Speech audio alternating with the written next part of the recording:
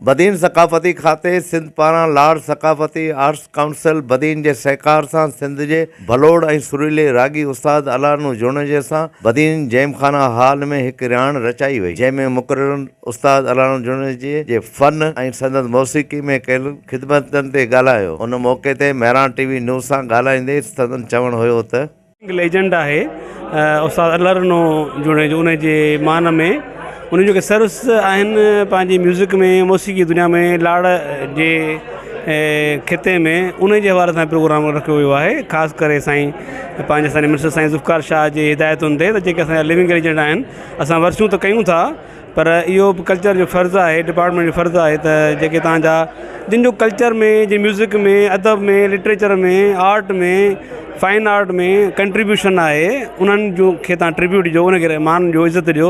उन ई सिलसिले जी कड़ी आहे।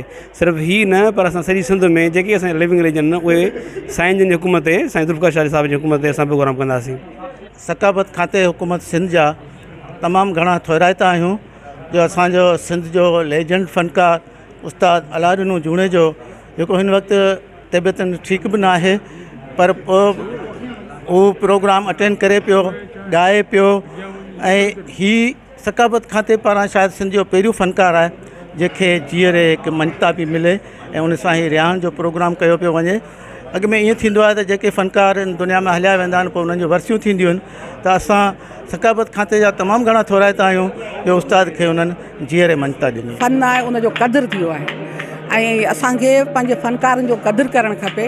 ऐं छो त उहे फ़नकार असांजे जो मुआशिरे जो हिकिड़ो अहम सरमायो ऐं उहो अहिड़ा आहिनि जिन सां असांजी माना समाज ऐं मुआशिरे ऐं मुआशिरे खे अदब खे ऐं असां माण्हुनि खे हिकिड़ी अहिड़ी हथी मिले थी जो असीं उहे पंहिंजो समाज ऐं मुआशिरे खे वधायूं था, उनखे पंहिंजो जो कंप्यूटर हुननि जो हिकिड़ो हिसो था कनि ॾियनि। त असांखे पंहिंजे फ़नकारनि जो क़दुरु करणु खपे। अॼोकी अहिड़ी शामूं जेके आहिनि से मल्हाइणु घुरिजनि। हीअ तमामु बहितरीनु शाम थी आहे, तमामु सुठो प्रोग्राम थियो आहे, तमामु घणी ख़ुशी जी ॻाल्हि आहे त अहिड़ा प्रोग्राम थियणु घुरिजनि। आहे बदीन जिमखाना जे अंदरि सकाफ़त खाते हुकूमत सिंध जे सहकार सां उनजे ताउन सां सिंध लाड़ सकाफ़त खाते जो जेको सूबाई वज़ीर आहे सैयद ज़ुल्फ़िकार शाह जे उनजे ख़ासि हिदायतनि ते सिंध लाड़ पट जो जेको नामियारो फ़नकार उस्ताद अलारनू जुणे जो उन सां अॼु असां हीअ रिहाण रचाए रहिया आहियूं।